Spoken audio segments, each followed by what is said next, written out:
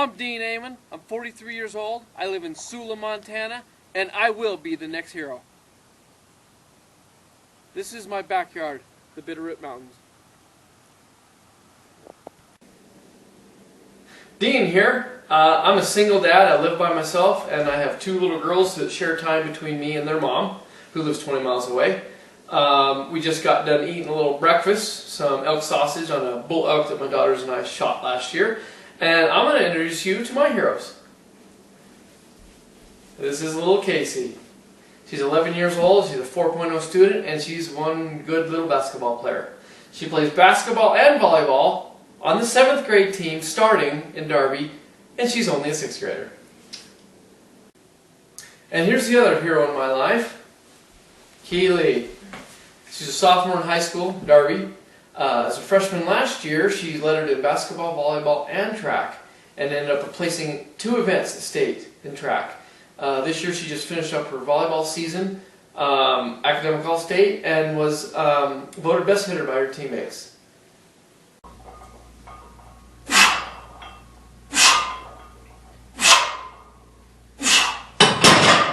Yeah! Working out every day, baby! Yeah! Good for your mind and your body.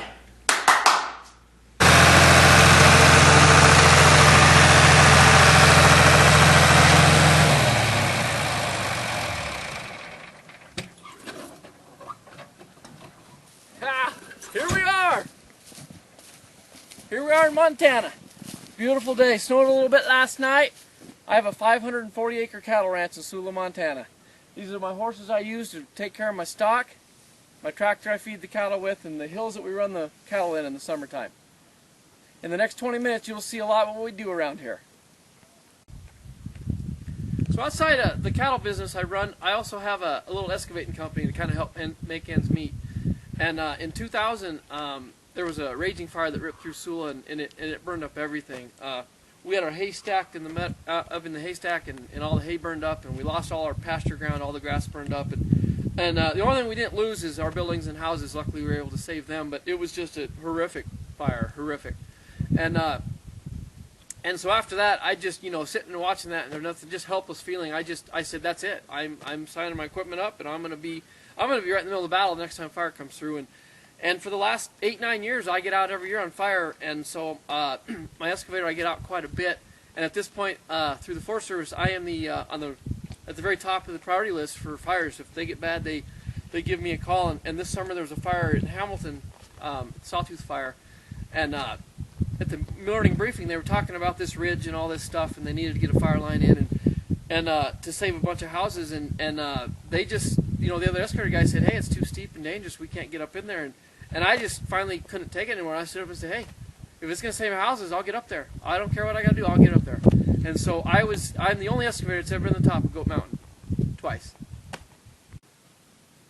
Hey, it's Dean here again in Montana.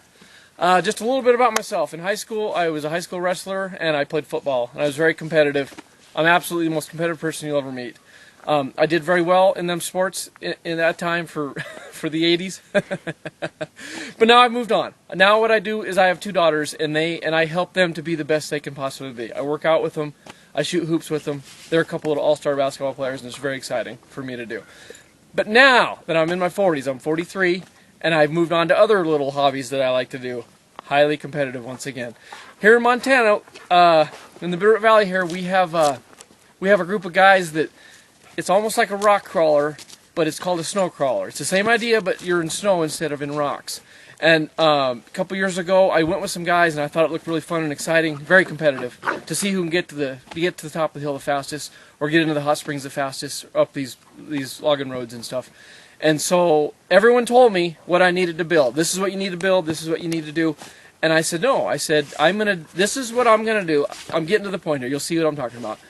I'm going to build this, and everyone told me I couldn't do it. Everyone said it wouldn't work. Well, it did work.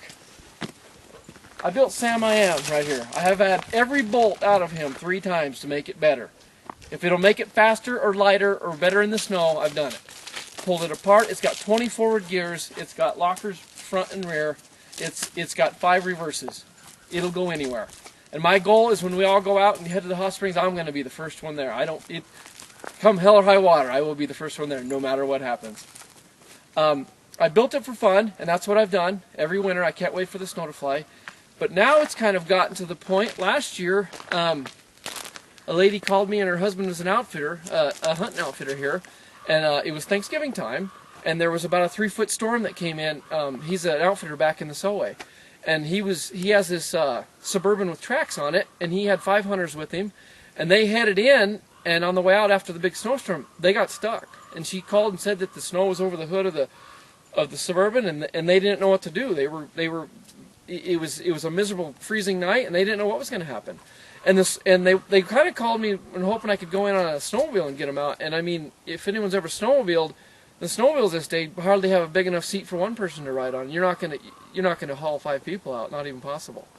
So I just told this, I said, hey, don't fret about it. I'll be in there. Give me 2.5 hours and I'll be there. And so me and a couple of my buddies went out with the trucks, and it took us about 3 hours because there was a couple avalanches we had to get through, and we got them out, and they were all excited and just thrilled and were wanting to pay me and all kinds of crazy stuff. And I just said, hey, if I was stranded, I know you'd come get me. So I mean, that's what you do here in Montana. We're neighbors and friends, and that's what we do. And so I'm highly competitive, absolutely in it to win it.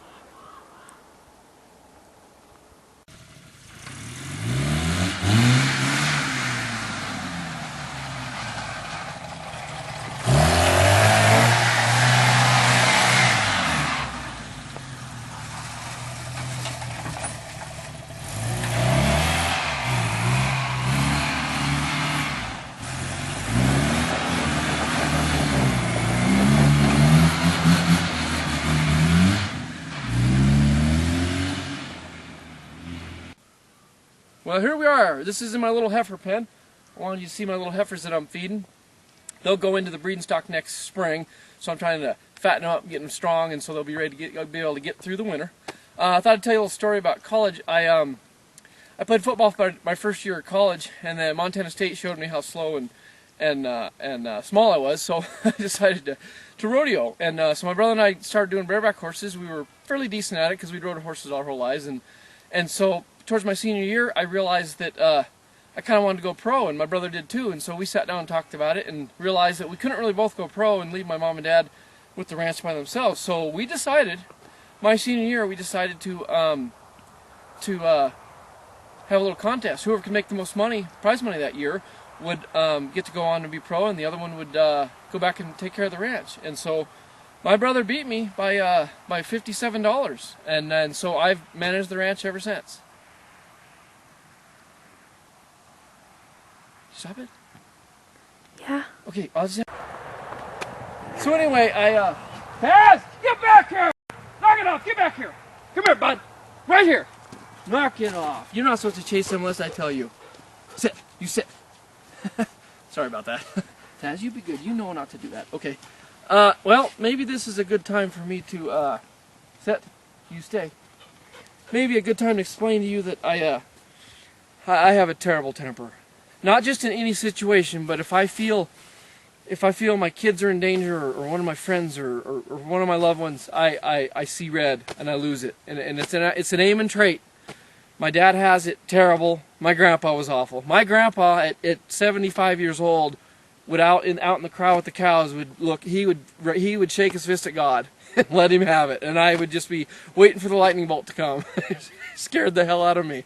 Anyway, so part of my personality, I lose it. I just very can flip out. And that would kind of explain how come I've broke my nose 3 or 4 times. I should have kept my mouth shut when I didn't.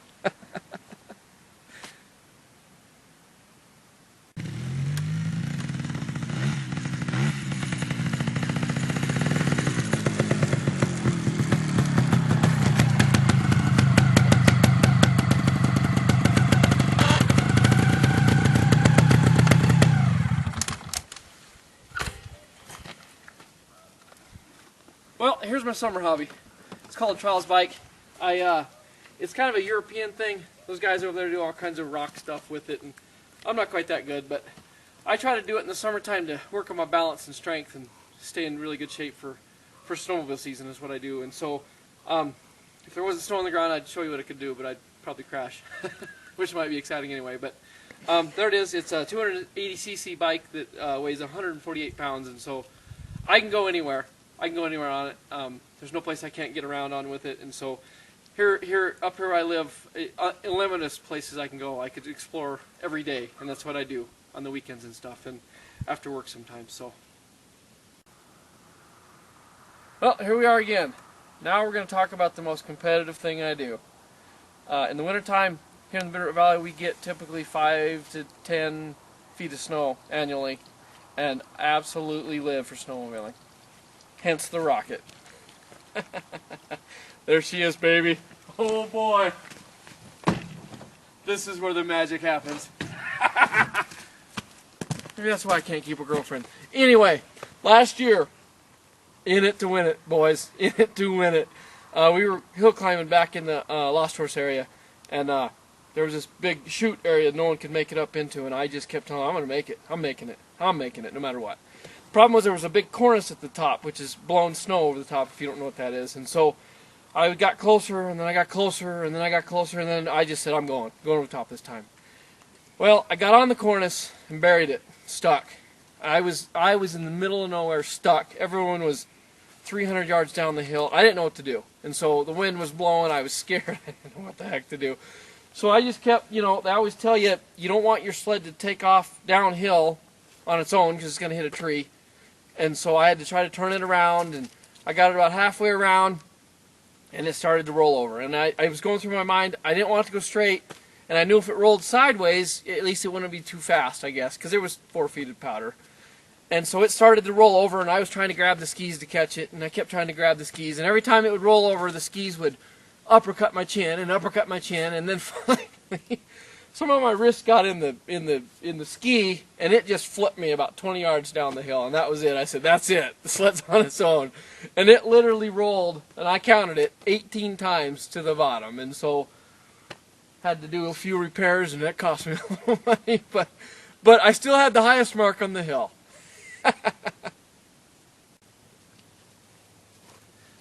Shortly after I started managing the family's cattle ranch, in around 90...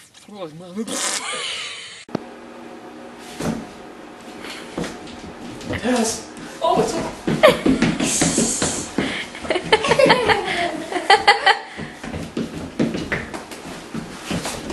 obedience.